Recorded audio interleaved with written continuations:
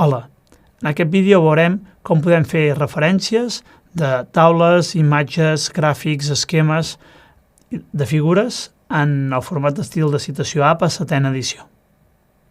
Qualsevol imatge, dibuix, fotografia, gràfic es recull sota el nom genèric de figures i només s'han d'incloure si donen informació rellevant i que ajudi a entendre el contingut del treball.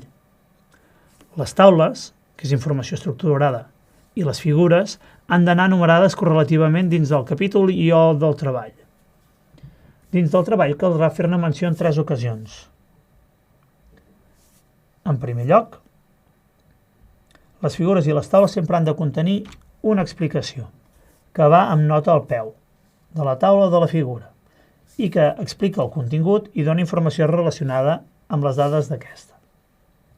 En cas que no sigui d'elaboració pròpia, cal indicar sempre la font d'informació d'on s'ha extret o adaptat. En segon lloc, s'ha de citar dins del text, degudament igual que qualsevol altre treball, seguint el format d'autor i any en parèntesi o sense. I, en tercer lloc, cal posar la referència del document d'on s'ha extret a la bibliografia final. Anem-ho a veure a través de 3 exemples. Aquí podem veure l'exemple d'una imatge digital. En primer lloc podem veure la nota al peu, perquè totes les figures van numerades correlativament i en negreta. Per tant, posarem figura 1. Llavors, la descripció d'on s'ha extret, el títol i el títol original, amb l'autor, la plataforma i la llicència, sigui Creative Commons o sigui de copyright.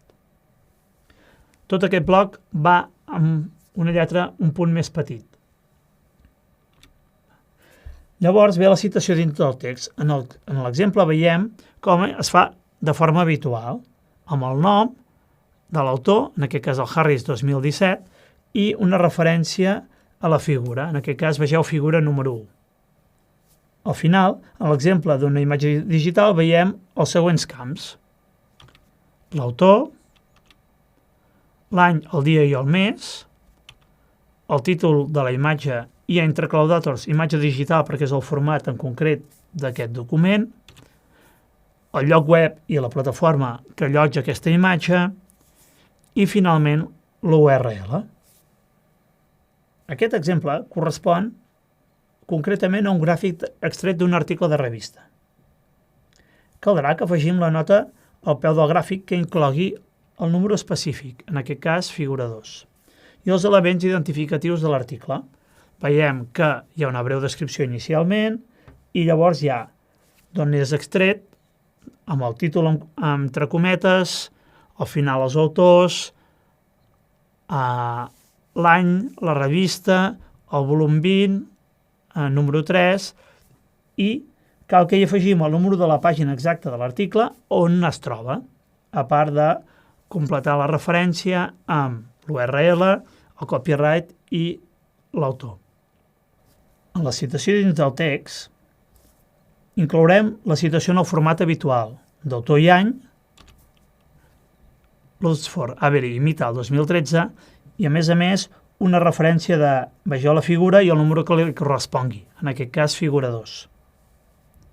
Finalment, a la referència completa de la bibliografia haurem d'incloure en el format que li pertoqui segons del lloc on hem extret el gràfic o l'esquema. En aquest cas, és l'exemple d'un article de revista digital.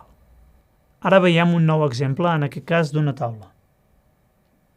Una taula, a diferència d'una figura, només conté informació, dades o xifres per tal de facilitar-ne la comprensió en una forma més estructurada. Ha d'incloure els elements següents. Primer, la part de taula i la numeració que li pertoca. I un títol breu, en aquest cas abreviatures de mesures freqüents. Seguidament, incloem la taula i després la indicació de nota amb negreta i cursiva amb la descripció d'informacions concretes. Si és extreta o adaptada, descripció de l'obra original, en aquest cas el títol, l'autor, i menció dels drets de propietat, el copyright de l'associació. S'ha de posar la nota al peu de la taula en un cos de lletra més petit. Recorda que quan agafis aquesta taula també has d'indicar la pàgina d'on l'has extret.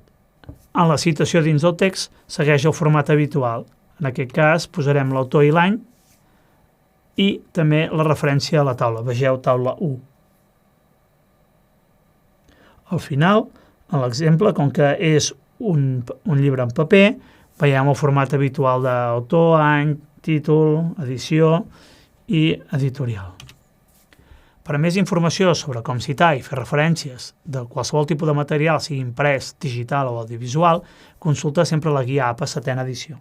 Hi trobaràs exemples de legislació, d'articles de diari, d'actes de congressos, de material no publicat, apunts de model, treballs de fi de grau, etc.